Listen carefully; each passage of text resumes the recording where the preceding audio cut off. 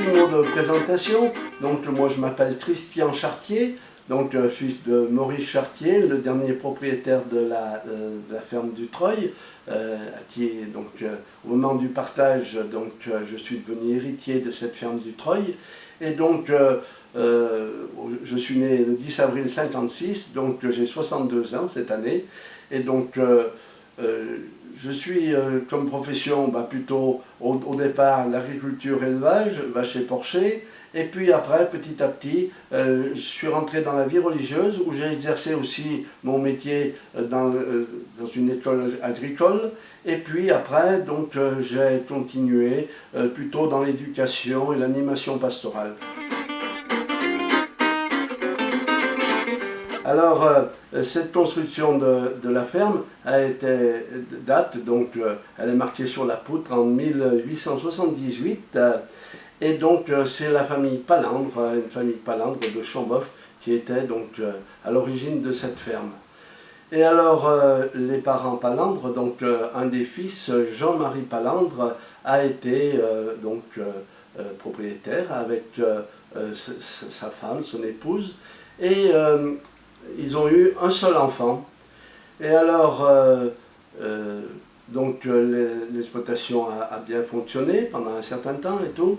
Et puis est arrivée la guerre de 14-18, et donc Jean-Marie Palandre a été amené à partir à la guerre, et il est décédé à la guerre. Donc la veuve Palandre s'est retrouvée seule avec son fils, et malheureusement, son fils est parti aussi à la guerre en 39-45, et meurt à la guerre. Alors très vite, la situation a été très difficile à gérer pour Madame Palandre, et donc la décision avait été de louer cette ferme. Et mes parents, Maurice Chartier avec Joséphine Combe de Saint-Galmier, jeunes mariés, ayant une fille, ont décidé donc de louer cette ferme. Et ils sont arrivés à la ferme le 2 novembre 1941.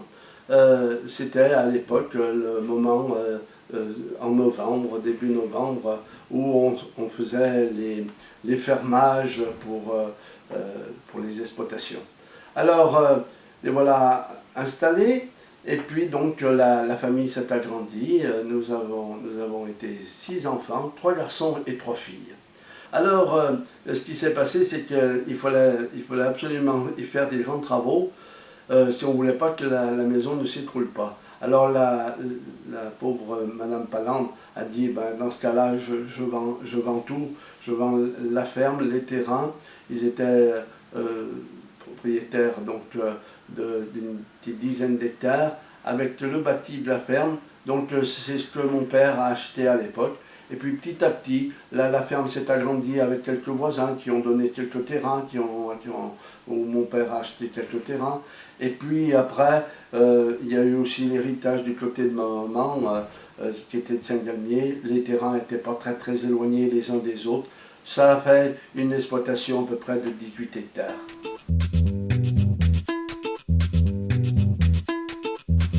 Alors, par rapport à l'agriculture, moi donc je suis fils agriculteur, mes parents étaient agriculteurs.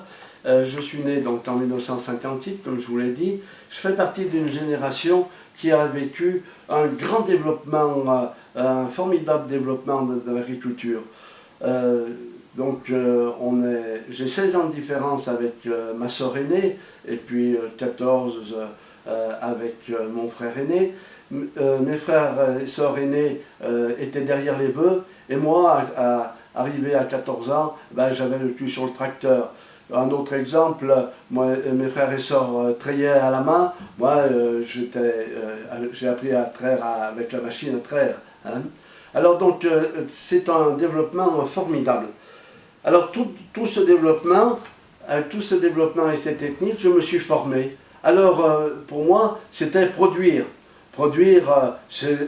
Est arrivé tout ce bouleversement dans l'agriculture. On pourrait dire, on parle quelquefois de révolution fourragère, apprendre à cultiver l'herbe, produire, voilà, il fallait produire.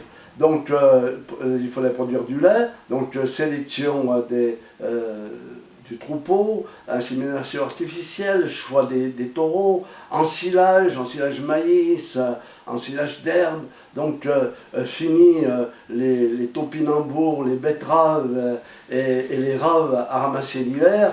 Donc c'était toute une nouvelle façon et donc il fallait suivre dans ce développement. Mon père était un féru de ce développement, l'arrivée des engrais bien sûr, l'azote qui faisait pousser très facilement du riz gras, on avait un peu de luzerne, mais enfin c'était surtout très frais gras.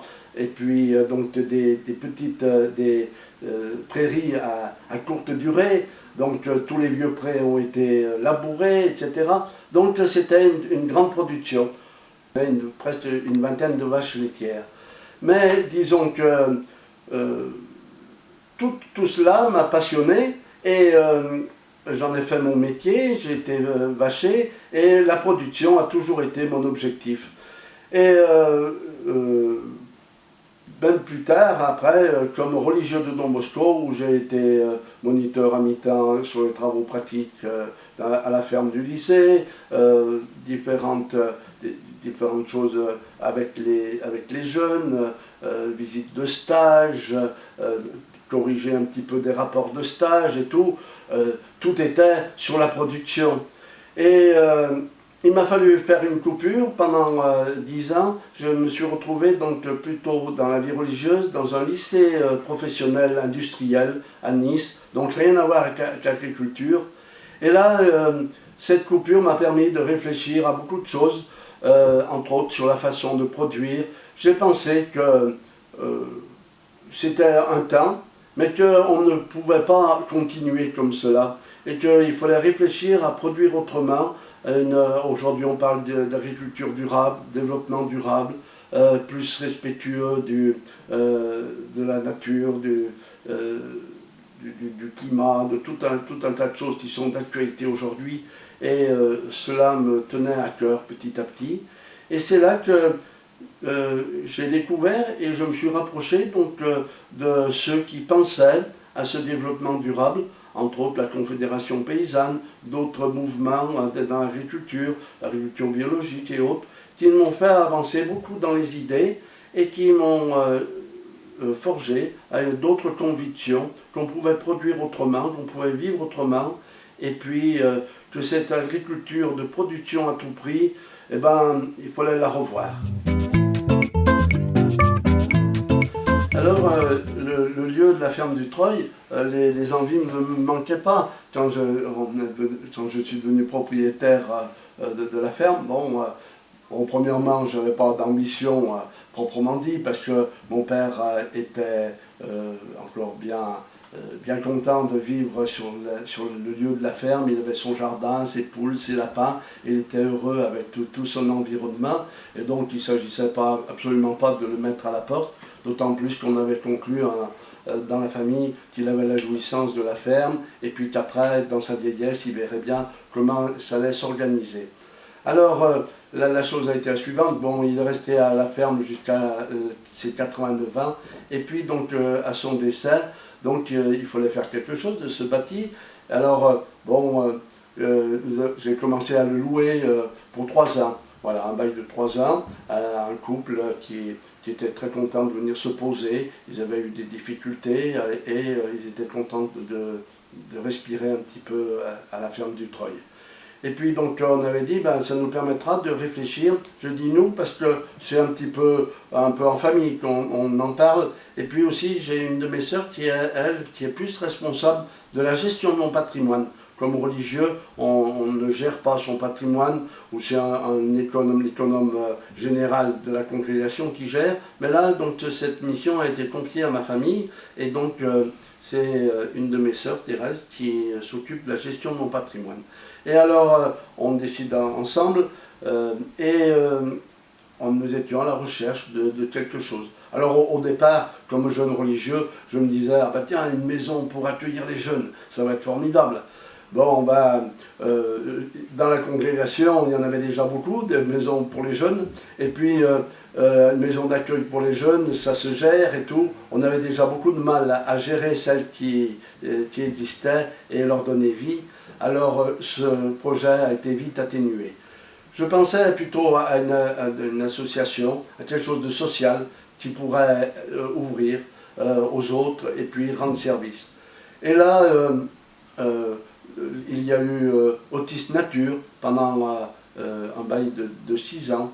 Et puis après, l'association n'a pas donné suite. Et alors, à ce moment-là, j'ai pensé, il s'était proposé sur le village un habitat groupé. Bon, ça n'a pas donné suite non plus.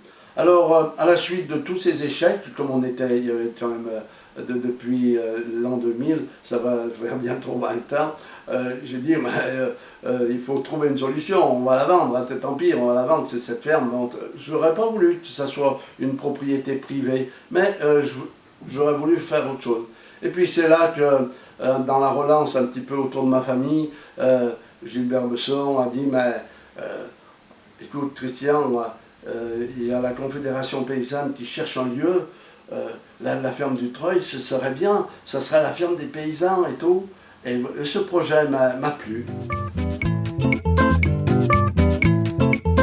Bien sûr que je suis tout à fait solidaire de cette idée avec la Confédération paysanne, avec tous les réseaux associatifs et partenaires pour vivre une agriculture autrement, qui respecte l'environnement, pollue moins, qui réfléchit à une agriculture durable pour tous, un modèle économique qui permet de vivre de son travail aussi, donc de consommer une alimentation saine, aujourd'hui bio, puisque c'est un peu à la mode, mais où tous peuvent être heureux de se rencontrer, partager ces mêmes expériences, s'épauler pour avancer dans ce contre-courant productif. Voilà, le projet me plaît beaucoup et c'est pour ça que j'y ai adhéré vraiment de tout ce que je peux faire. Alors la question est, dans 20 ans, comment imaginez-vous le Treuil? Alors, moi je le vois, une continuation et un développement de ce qui est mis en place aujourd'hui. Hein? Un lieu de formation pour les jeunes générations. Ça me paraît très important de continuer à former, à accompagner toute cette nouvelle génération qui va vivre autrement, qui n'a pas connu le passé, et puis qui va se mettre en route et qui vont faire des choses formidables là où ils ont à vivre toute cette mission d'agriculture, de consommer autrement, etc. Un réseau toujours plus grand avec la même perspective. Vous avez dans votre association un petit slogan, de la terre à l'assiette, la ferme du Treuil, le lieu des possibles. Et bien voilà, moi je le vois tout à fait comme ça dans 20 ans, et pour le bien de tous. Alors un message pour toute l'équipe, pour le projet. Eh bien, continuez à être ce que vous êtes, croyez en ce que vous faites, et puis vous êtes sur la bonne voie. Et puis, bon vent, tenez la barque dans les courants, dans les flots à contre-courant. Hein, voilà, tenez la barque et puis allez-y.